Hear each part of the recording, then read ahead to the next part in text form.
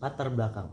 Dr. Kiai Haji Abdurrahman Wahid LC atau lebih dikenal dengan nama Gus Dur adalah seorang politikus Indonesia dan pemimpin agama Islam yang menjabat sebagai Presiden Indonesia yang keempat dari pemilu tahun 1999 hingga pemakzulannya pada tahun 2001.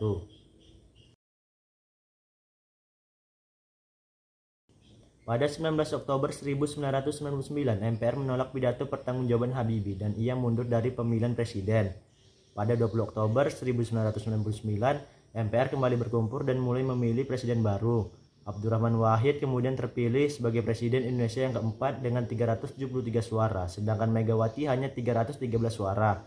Masa kepemimpinan Abdurrahman Wahid dimulai pada 20 Oktober 1999 dan berakhir pada sidang istimewa MPR pada tahun 2001 tepat 23 Juli 2001. Kepemimpinannya digantikan oleh Megawati Soekarno Putri setelah mandatnya dicabut oleh MPR.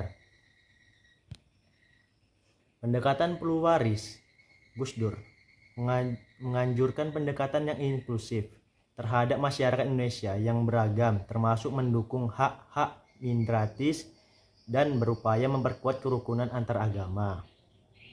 Perlindungan hak asasi manusia. Gus Dur memperjuangkan perlindungan hak asasi manusia dan kebebasan berpendapat di Indonesia.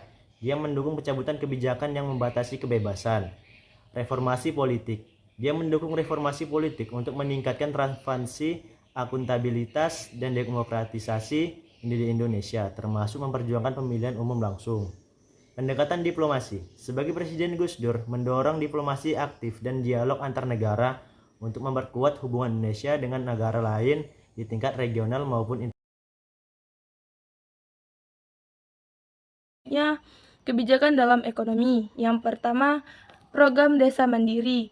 Gus Dur menginspirasi program ini dengan tujuan meningkatkan kemandirian ekonomi desa melalui berbagai pelatihan, bantuan modal, dan mendukung pengembangan ekonomi lokal. Yang ketiga, deregulasi. Pemerintahan Gus Dur mendorong regulasi untuk mengurangi hambatan administrasi dan memperlambat pertumbuhan ekonomi serta investasi.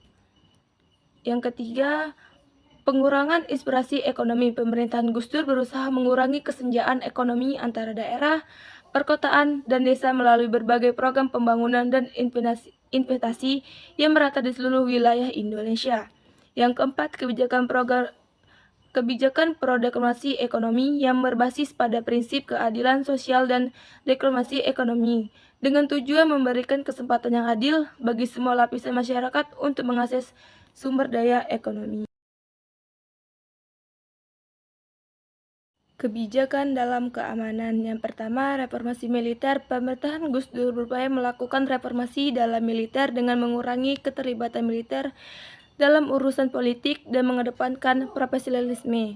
Yang kedua, penyelesaian konflik. Gus Dur berupaya menyelesaikan konflik di berbagai daerah seperti di Aceh dan Maluku melalui pendekatan dialog dan negosiasi. Yang ketiga, kebijakan luar negeri damai. Gus Dur memperjuangkan kebijakan luar negeri yang berbasis pada perdamaian, diplomasi, dan kemitraan regional.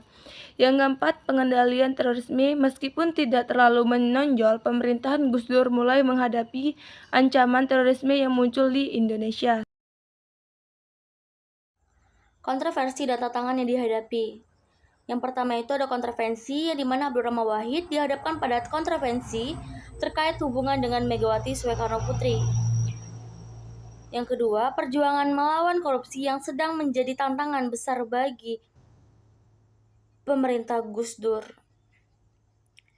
Warisan dan pengaruh. Yang pertama ada penghargaan internasional yang dimana mendapatkan pengakuan internasional atas upaya dalam memperjuangkan kemanusiaan dan perdamaian dunia. Yang kedua itu adalah pengaruh Islam moderat, yang dimana Gus Dur dikenal sebagai pendukung Islam moderat dan toleransi, memperjuangkan toleransi agama di dunia.